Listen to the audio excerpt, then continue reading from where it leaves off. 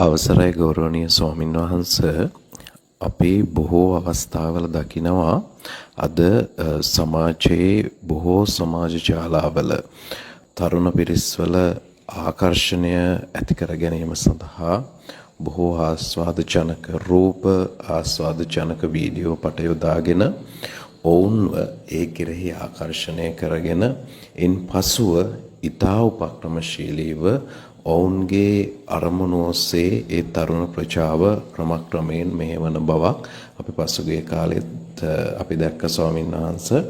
ඒ නිසා අපේ තරුණ දුවල පුතාලට එවැනි උපක්‍රමවලට හසු නොවන්නට ධර්මයක් දේශනා කරන මෙන් ඉතා ගෞරවයෙන් ඉල්ලා සිටිනවා. මෙහෙමයි මාත්‍රිකින් දැන් සමාජය තුළ අවිද්‍යාව වැඩි වෙනකොට තේරෙනවද? අවිද්‍යාව වැඩි වෙනවා කියන්නේ තෘෂ්ණාව වැඩි වෙනවනේ ඉතින්. ඒ තෘෂ්ණාව වැඩි වෙන්නේ කුමක් කෙරෙහිද? රූප, වේදනා, සංඥා, සංකාර, විඥානයන් කෙරෙහි.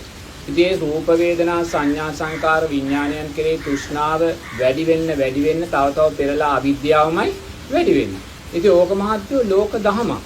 ඕක වෙනස් කරන්න අපිට පුළුවන් කමක් නැහැ. තේරෙනවද? ඉතින් ඒ නිසා බුදුරජාණන් වහන්සේ ඕක නිසායි මේ දේශනා කළා තියෙන්නේ මේ දහමෙන් ආරක්ෂා වෙන්න. හරිද? මේ උතුම් ආරෂ්ඨාංගික මාර්ගයේ ජීවිතේට එකතු කරගන්න. දැන් ඕගොල්ලෝ ඒ අනතුරෙන් ආරක්ෂා වෙලා ඉන්නවා නම් ඕගොල්ලන්ව ආරක්ෂා කරේ දෙවියෙක්ද? නැහැ. බ්‍රහ්මෙක්ද? නැහැ. මේ උතුම් ආරෂ්ඨාංගික මාර්ගය. හරිද?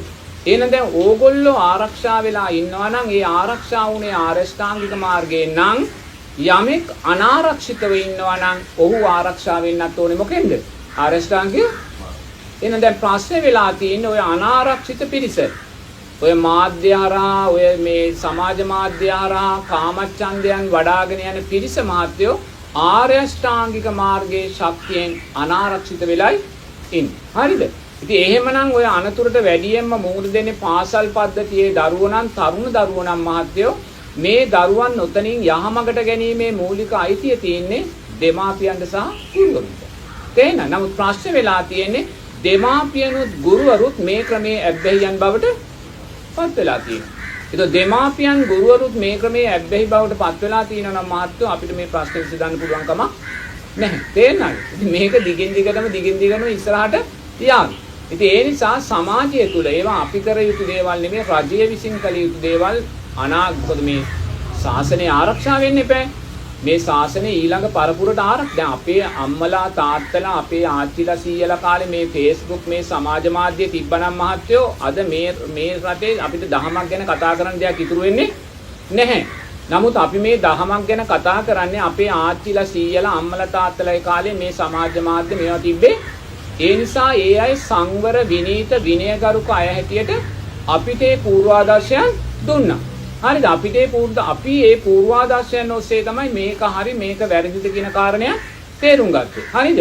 නමුත් දරුවෙකුට මහත්තුන් අද ඒ පූර්වාදර්ශයන් ඉඟයි. හොඳද? විශේෂයෙන්ම තරුණ ගුරුවරු ඉන්නවනේ අලුතෙන් විශ්වවිද්‍යාලේ උපාධිය අරගෙන පාසල් වලට අනියුක්ත වෙන තරුණ ගුරුවරු ඇත්ත වශයෙන්ම අපි මේ කියන දේවල් දැඩි විදියට ප්‍රතික්ෂේප කරනවා. ඉතින් එවැනි අවස්ථාවකදී අර දරුවන්ට කොහෙත්ම ධර්මයේ සරණක් ලැබෙන්නේ නැහැ. තේරෙනවද? ඔය බන මොකටද බන බොරු ඕයෙන් මොකද්ද තියෙන ප්‍රගතිය ඔය බන අහලා කොහොමද දියුණු වෙන්නේ? ඔය වැනි මත සමාජගත කරන පින්වත් ගුරු මහත්මයාතුන් තෝරන තරම් ඉන්නවා. වැඩි හිටියොත් ඉන්නවා. තේරෙනවද? ඉතින් එවැනි තැනකදී මාත්‍යෝ මුලින්ම අපි හොදන්න ඕනේ අර ඕවට යොමු වෙන දරුවන්ගේ හිත නෙමෙයි. ඒ දරුවන්ට මේ ওই වැරදි පූර්වාදර්ශ දෙන වැඩිහිටි ගුරුවරුන් තමයි මුලින්ම මේ ධර්මයන් තුල නිවැරදිව හික්මෙන්න නම් මහත්වෝ ඒගොල්ලෝ කල්යාණ මිත්‍ර ආශ්‍රයයක් ලබන්න ඕනේ. සද්ධර්ම ශ්‍රවණයක් කරන්න ඕනේ. ඒවා නුවණින් මෙනෙහි කරන්න ඕනේ. ඒවාට හිත සකස් වෙන්නේ නැත්තේ ඇයි? ඊට අදාළ සංස්කාර නැහැ. මොකද ඒ අපිට තේරෙන්නේ අපි මේ කරන අකුසලේ.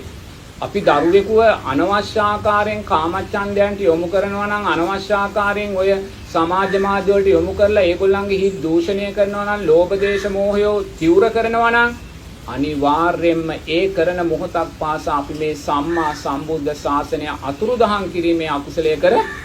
නමුත් ඒගොල්ලන් තේරෙන්නේ නැහැ. මොකද මේ හිත දූෂණය කරගත් හිත ලෝභ ද්වේෂ මොහයන්ගෙන් පුරවගත් තරුණ පරපුරක් බිහි වුණොත් ඒගොල්ලන්ගෙන් කවදාකවත් මේ ශාසනය ආරක්ෂාවක් සිද්ධ වෙන්නේ නැහැ. මොකද ඒගොල්ලෝ කැමති වෙන්නේ විකෘති බණ වලට.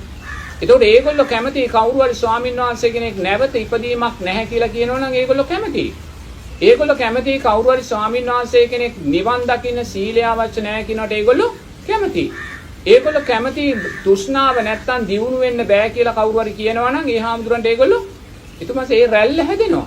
ඒ රැල්ල තමයි අනාගතේ කාසාය කණ්ඨකලා ළඟටම යන්නේ. ඒ නිසා ඕක ලෝකේ ස්වභාවයක්. ඉතින් ඕ ලෝකේ ස්වභාවය නවත්තන්න නම් දෙමාපියන් දක්ෂ වෙන්න ඕනේ, ගුරුවරුන් දක්ෂ වෙන්න ඕනේ. අනිවාර්යයෙන්ම මේ උතුම් ආරෂ්ඨාංගික මාර්ගය දැන් මං ඔය ඉන්න ඔය හැටන් ප්‍රදේශයේ දැන් මම දැක පහුගිය දවස් ටිකේම පාසල් වලින් දරුවෝ එක්කන් එනවා. තේන්නද? ඒගොල්ලෝ පාසල් වෙලාවේ අධ්‍යාපන අධ්‍යක්ෂලගෙන් අවසර අරගෙන යාර ටීචර්ලා මෙතෙන්ට එක්කන් එනවා. මොකද එක්කන් එන්නේ අර දරුවන් මෛත්‍රිය වඩලා අර දරුවන් සමාධිමත් හිතක් ඇති කරගත්තට පස්සේ ඒ දරුවෝ ගෙදර ගිහිල්ලා කියනලු අම්මේ මට කඩේ තියෙන අර එක එක පැකට් කරපු කෑම නම් නැවත ඕනේ නැහැ. තේරෙනවද? මේවා කාලා මට ලෙඩ හදාගන්න බෑ. හරිද? දැන් වෙනදා කඩෙන් ගිහිල්ලා අරක මේක ඉල්ලන දරුවා දැන් ගෙදර ගිහ අම්මේ මට ගෙදර මොකක් හරි දැන් ඒතකොට ඒක කවුද දුන්නේ? ඈ? ඒක කවුද දුන්නේ? ධර්මයෙන් දුන්නේ දරුවට නේද? නමුත් ඒ දැක්ම දරුවන්ට අද දෙන්නේ නෑ. ඒ නිසා ඒ දරුවෝ දන්නේත් නෑ. හරි වැරද්ද මොකද්ද? හිත මොහොත සමාධිමත් කරගන්න ඒ දරුවෝ දන්නේ නැහැ. මම දැන් ඒ දරුවන්ට මේ ආනාපාන සතිය මුල් කොටස කියලා දෙද්දි පොඩි උන් ටික හොඳට ඇස් දෙක පියාගෙන භාවනා කරනවා. මම දැන් නැගිටින්න කිව්වම හෙල්ලෙන්නේවත් නැතුව නැගිටින්නේ. ඒ එච්චරටම හිත. ඒක මේ සමාධිය ඒගොල්ලන් ළඟ තිබ්බද නැද්ද? තිබ්බා. ඒතකොට මම නැති දෙයක් නෙමෙයිනේ මතු කරලා ගත්තේ. ඒතකොට දැන් මේ දේ තමයි ගුරුවරු විසින් මේ වැඩිහිටියෝ විසින් දෙමාපියන් විසින් මතු කරගatiyo. නමුත් ඒක මතු කරගන්නේ නැහැ. ඒ දරුවන්ට නිරතුරුව උගන්වන්නේ අර කාමයන් වැඩෙන දිශාවට ඒ දරුවෝ අරගෙන යනවා. ඒ නිසා මාත් ඒක දරුවන්ගේ වැරද්දක් නෙමෙයි. දරුවන්ට නම් පොඩ්ඩක්වත් බැනලා වැඩක් නැහැ. මොකද මේ භූමියේ දරුවෙක් මනුස්ස ජීවිතයක් ලැබලා සිංහල බෞද්ධ මව්කුසක ඉපදෙන්නේ පෙර අප්‍රමාණ පිනක් නිසාමයි. හරිද? ඒ පින නිසාමයි ඉපදෙන්නේ. නමුත් පින පිටිපස්සේ පවක් තියෙනවා. ඒතර වැඩියෙන් වැඩෙන්නේ මොකද්ද ඊට අදාළව? අධර්මයෝ නම් අධර්මයෝ පැත්තටම යනවා. කාමච්ඡන්දේ නම් පුහුණු කරන කාමච්ඡන්දේ. හිත සංසුන් කරන්න නම් පුහුණු කරන්නේ සංසුන් වෙන දිශාවට. ඒ නිසා අපි දක්ෂ විය යුතුයි. අපි අතීතයේ යම් විනයක් තිබ්බනම් පාසලක වේවා, ගෙදරක වේවා, ඒ විනය කියන කාරණේට යන්නේ. නමුත් ඒ විනය කියන කාරණේට යන අද ලේසි නෑ මහත්තයෝ. මොකද එදාට වඩා මිනිස්යාගේ තෘෂ්ණාව 100 ගුණයකින් ඉහළ ගිහිල්ලයි. 100 ගුණයකින් තෘෂ්ණාව ඉහළ ගියා නම් අවිද්‍යාව 200 ගුණයකින් ඉහළ යනවා. පංච නීවරණ 200 ගුණයකින් ඉහළ යනවා. එහෙමනම් මාත්‍ය අපිට බලාපොරොත්තු වෙන්නේ ජාති ජරා ව්‍යාධි මරණ ශෝක පරිදේවයන්ගෙන් පිරිච්ච ඒ සමාජය තමයි අපි මේ දකින්නේ. නමුත් මේ සමාජය වෙනස් කරන්න බැරි කම නෑ. වෙනස් කරන්න නම් නායකයාගේ පටන් මාත්‍යෝ අර කල්යාණ මිත්‍රාශ්‍රය සද්ධර්ම ශ්‍රවණේ නුවණින් මෙනෙහි කිරීම කියන අර්ථයන් තුල අපි වෙනස් වෙන්න ඕනේ. ඒක තමයි කරන්න තියෙන්නේ.